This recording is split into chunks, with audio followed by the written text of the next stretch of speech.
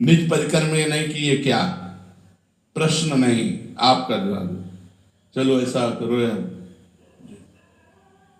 वो शुभ है कि अशुभ है, हानि है कि लाभ है, कर्तव्य है कि अकर्तव्य है, इस पर कोई दृष्टि नहीं, केवल आज्ञा पालन।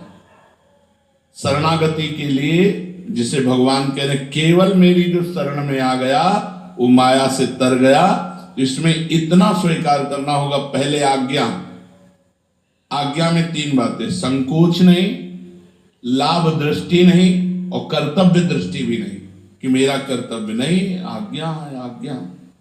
आज्ञा का मतलब जैसे हमारा हाथ, वो कुछ सोच रहा है क्या? हाथ कुछ सोच रहा है क्या?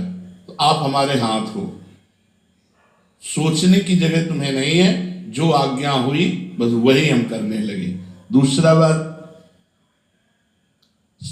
संकोच पालन करने में एक मजबूरी होती है, तब तक शरणागति नहीं मानी जाती। जब तक लाभ दृष्टि होती है तब तक शरणागति नहीं मानी जाती। जब तक कर्तव्य दृष्टि होती है तब तक शरणागति नहीं मानी जाती।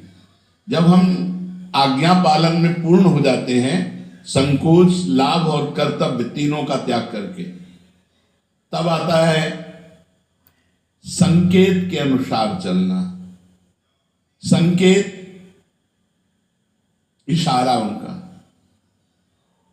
सखियों को आज्ञा बहुत कम होती है, उनके हृदय में मिले हुए हैं, आगे जो रुचि है वो स्थिति रहती है।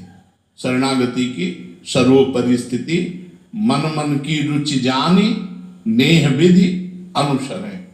मन में मिल गया, रुचि में मिल गई। अब जो प्रिया प्रीतम की रुचि वही सहचरी की रुचि। तो संकेत के अनुसार चलने लगता है साधक। जब आज्ञा का पालन करता है तो उसमें योग्यता आ जाती है संकेत समझने की, और इशारा समझ करके ही कार्य कर देता है। फिर इसमें इष्ट की रुचि प्रकट होती है। जो इष्ट की रुचि वही उसके द्वारा होगी। सब कुछ इष्ट की रुचि के अनुरूप होने लगता है। इसके फलस्वरूप वो भगवत भाव को प्राप्त हो जाता है। आज्ञा, संकेत के अनुसार चलना, रुचि में रुचि मिला देने से परिणाम क्या मिला? बोले वो भगवत भाव को प्राप्त हो जाता है। क्योंकि भगवान की शरण में हुआ ना, तो भगवान का स्वभाव, प्रभाव, सद्गुण सब उसके अंदर आने लगे। उसको अपने इष्ट के मन की स्वतः बात पता चल जाती है। जैसे नाभाजी महाराज अपने गुरु के शरणागत हैं,